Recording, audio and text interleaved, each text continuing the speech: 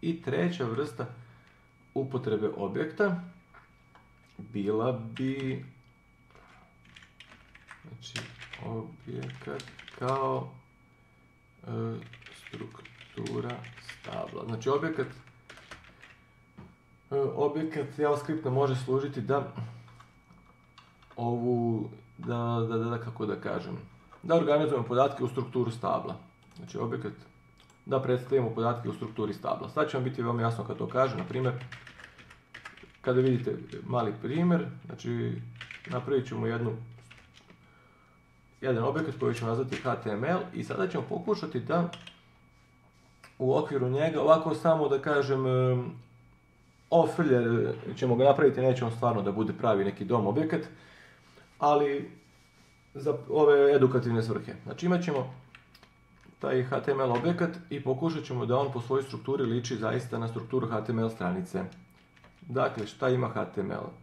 HTML obično ima head i u headu ima neki, da kažem, head tag.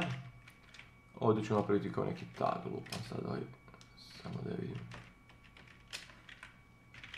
Znači, ovo je kao neki sadržaj njegovog head taga. Znači, mislim sad stvarno lupam, čisto da dobijete sliku. Znači, head. Aha, ne, ovo ne treba sadržaj taga, izvinite. Head će isto biti objekat, znači pošto ima više dubine, i body će biti objekat, pa će on u sebi sadržati druge vrednosti. Šta se head u sebi sadrži? Head u sebi sadrži obično onaj title, znači title atribut, i sad title atribut ima zapravo svoju vrednost. To će biti naziv nekog dokumenta, znači zvaće se naslovna stranica. Šta još može da ima head u sebi? Može da ima neki description, može ovo, može ono.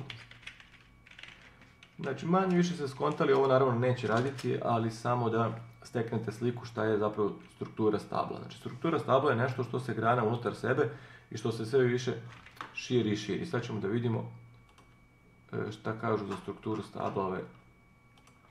Znači,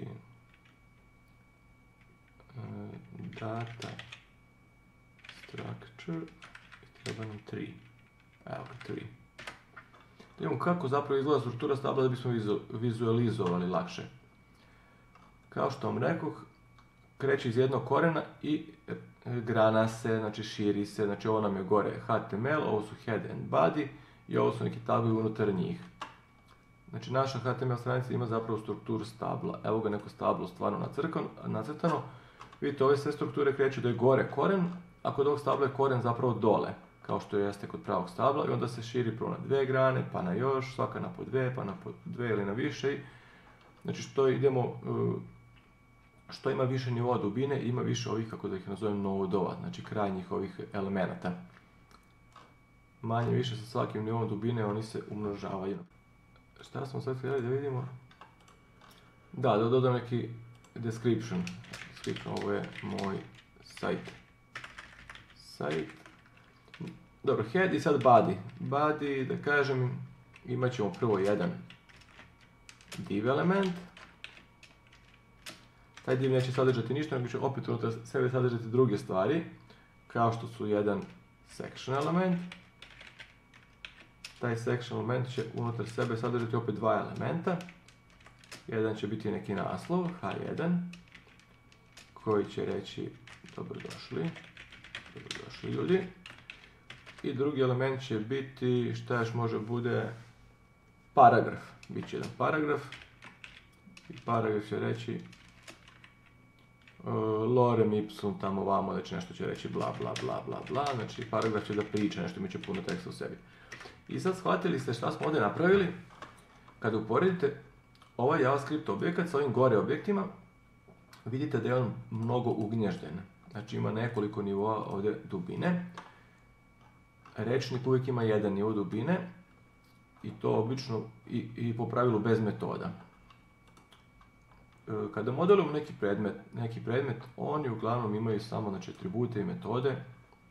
Može se desiti imaju više nivoa dubine, da na primjer nekad ovih ovdje stvari bude opet objekat, pa da to bude drugi nivo dubine, ali to nije pravilo, ali za kada implementiramo strukturu stabla, onda po pravilu imamo više nivoa dubine, imamo to neko grananje koje predstavljamo u kodu.